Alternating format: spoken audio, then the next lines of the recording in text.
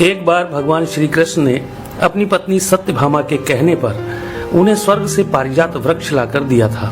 तब सत्यभामा को इस बात का अभिमान हो गया था कि वह सबसे अधिक सुंदर है और भगवान श्री कृष्ण की अति प्रिया भी है। इसी कारण उन्होंने उन्हें पारिजात वृक्ष लाकर दिया है। इसी प्रकार सुदर्शन चक्र ने जब एक बार इंद्र के वज्र को निष्क्रिय कर दिया था, तब से उसे भी यह अभिमान हो गया था कि भगवान के पास युद्ध में जब कोई उपाय नहीं बचता है तो वह उसकी ही मदद लेते हैं। इसी तरह भगवान का वाहन गरुड़ भी यही समझने लगा था कि भगवान मेरे बिना कहीं जा नहीं सकते, क्योंकि मेरी गति और मेरे बल का कोई मुकाबला ही नहीं कर सकता है। इन तीनों के इस अहंकार को तोड़ने के लिए एक दिन भगवान श्री कृष्ण ने हनुमान जी का स्मरण किया था। उनके स्मरण करते ही हनुमान जी तत्काल द्वारिका आ पहुँचे थे। भगवान श्री राम और भगवान श्री कृष्ण एक ही हैं, यह तो हनुमान जी जानते ही थे। साथ ही वह यह भी जान गए थे कि भगवान श्री कृष्ण ने उन्हें किस कार्य के लिए बुलाया है। इसलिए वह भगवान श्री कृष्ण के दरबार में जाने की जगह द्वारिका के एक बहुत ही सुंदर बागीचे में चले गए थे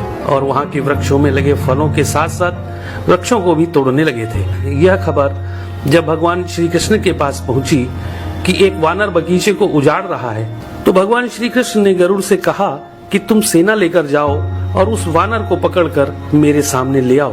तब बल के अभिमान में भरे गरुड़ ने यह कहा था कि प्रभु, एक मामूली वानर को पकड़ने के लिए सेना की क्या जरूरत है, मैं अकेला ही उसे पकड़ लाता हूँ। ऐसा कहकर गरुड़ उड़ते हुए उस बागीचे में पहुँचे जहाँ हनुमान जी वृक्षों को उखाड़ रहे थे। तो गरुड़ ने उन्हें बिना जाने ही उनको पकड़ने का प्रयास किया था। तब हनुमान जी ने गरुड़ को अपनी पूंछ में दबाकर जोर से कस दिया, जिससे गरुड़ की सांस रुक गई थी।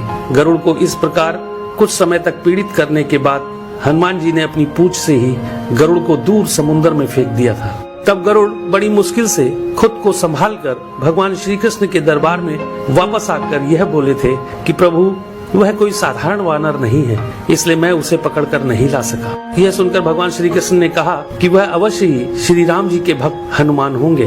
तुम उनके पास जाकर यह कहना कि श्री राम ने उन्हें बुलाया है, वह अवश्य चले आएंगे और हो सके तो तुम उन्हें अपने साथ ही लेकर आना। भगवान श्री कृष्ण की आज्ञा पाकर गरुड़ हनुमान जी को ढूंढते हुए वहाँ से बहुत दूर मलय पर्वत पर पहुँच गए थे और हनुमान जी से अपनी भूल की क्षमा मांगते हुए उनसे यह कहा था कि भगवान श्री राम ने आपको याद किया है, आप मेरी पीठ पर बैठ जाइए, मैं आपको शीघ्रता से उनके पास पहुँचा देता हूँ। हनुमान जी प्रभु की यह लीला भी समझ गए थे, इसलिए उन्होंने गरुड़ से यह कहा था कि तुम चलो, मैं तुम्हारे पीछे ही आता हूँ।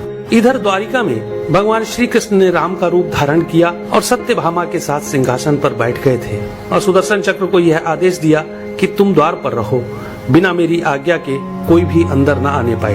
तभी हनुमान जी द्वार पर पहुंच गए थे तो सुदर्शन ने उन्हें रोकते हुए यह कहा था कि तुम बिना आज्ञा के अंदर नहीं जा सकते हो।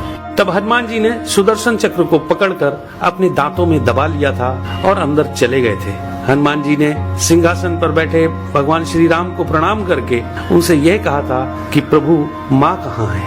आपके पास उनके स्थान पर यह कौन दासी बैठी है? सत्यभामा ने जब यह बात सुनी तो बड़ी ही लज्जित हो गई थी और उनका सारा घमंड चूर हो गया था। तभी थके हुए गरुड़ देव भी हांफते हुए दरबार में आ गए थे। गरुड़ ने वहाँ हनुमान जी को देखा तो वह चकित रह गए थे कि मेरी गति से भी तेज गति से हनुमान जी वहाँ पहुँच गए।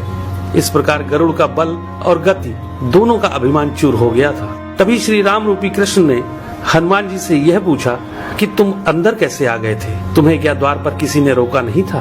तो हनुमान जी ने कहा, सुदर्शन चक्र ने मुझे रोका तो था, परंतु मैं आपके दर्शन में विलंब कैसे कर सकता था, इसलिए मैंने उस सुदर्शन चक्र को अपने दांतों में दबा लिया था। यह कहकर हनुमान जी ने अपने मुंह से दबे हुए सुदर्शन चक्र को निकालकर प्रभु के चरणों में डाल दिया था। इस प्रकार सुदर्शन चक्र का भी सारा घमंड समाप्त हो गया था।